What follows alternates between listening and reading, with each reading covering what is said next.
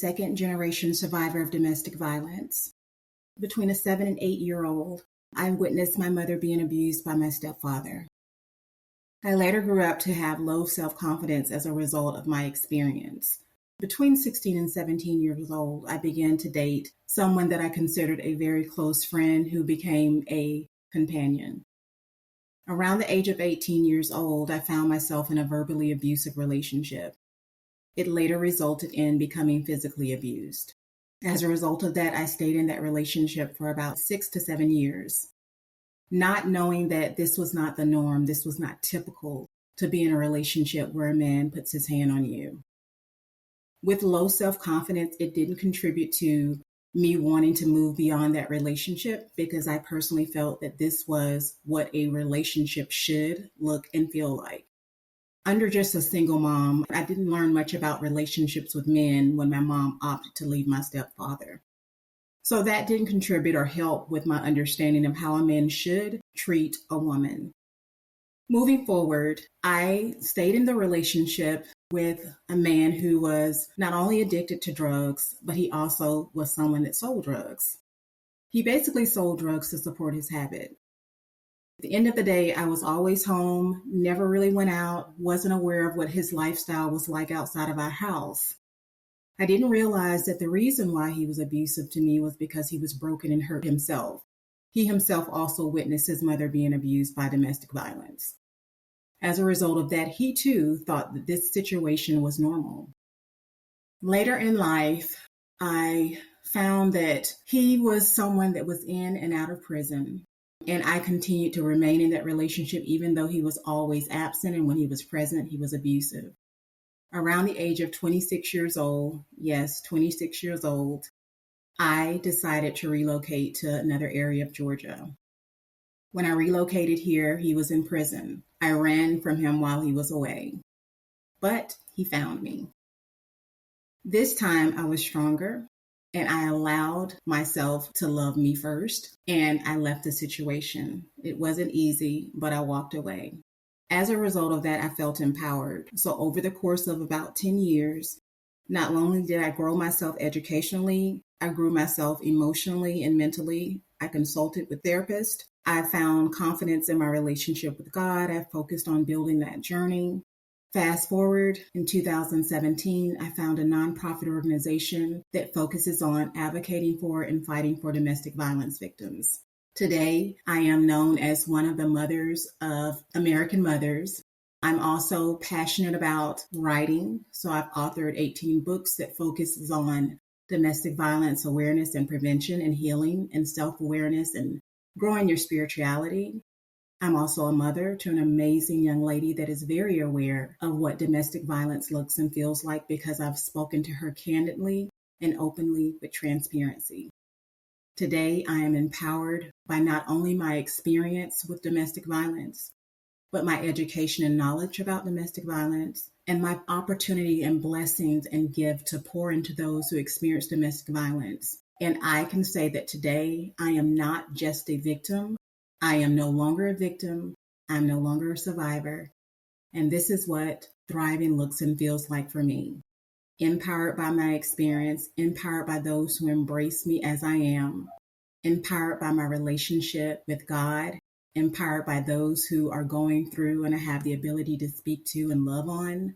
I'm empowered by being a mother and an author and a lover of all those that are around me. I think my experience with domestic violence was a bad thing, but essentially it allows me to meet victims and survivors where they are. Not just from an educational perspective, but from a personal perspective. I can say with empathy and sympathy that I know what you mean. I know how you feel. I have been there and I have done that. You don't have to be a victim. You don't have to be a survivor. You can thrive beyond that circumstance because it doesn't define who you are.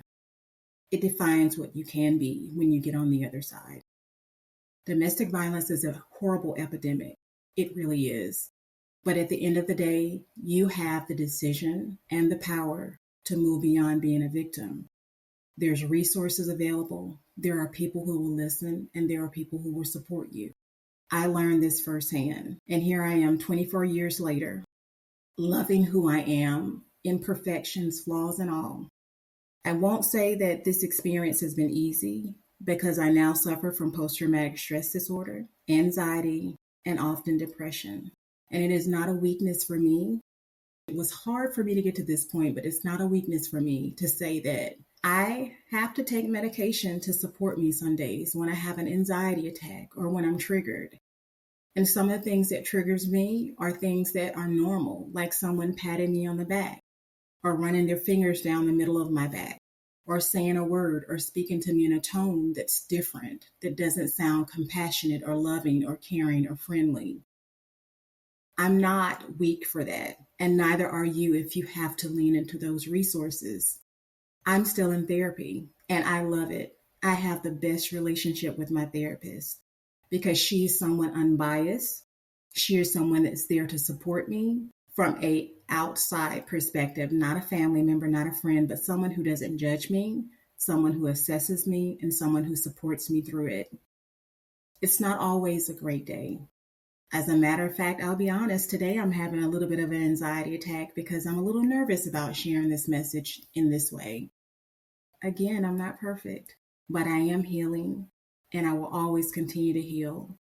And I am far different today than I was 24 years ago.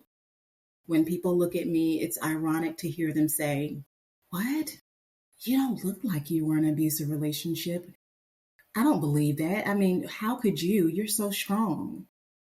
Okay, I say this, there is no face, there's no voice, there's no look, there's no gender, there's no race, there's no age, there's no definition of what a victim of abuse looks like. You never know what someone is going through. You never know what they've been through. So I suggest that you be careful with your words and judgments. Because at the end of the day, you could be standing right next to someone who is going through abusive situation, and your presence, your open ear, your kind words can make a difference to whether they are here today or tomorrow. I'd also like to add one thing, if I can go back just a little.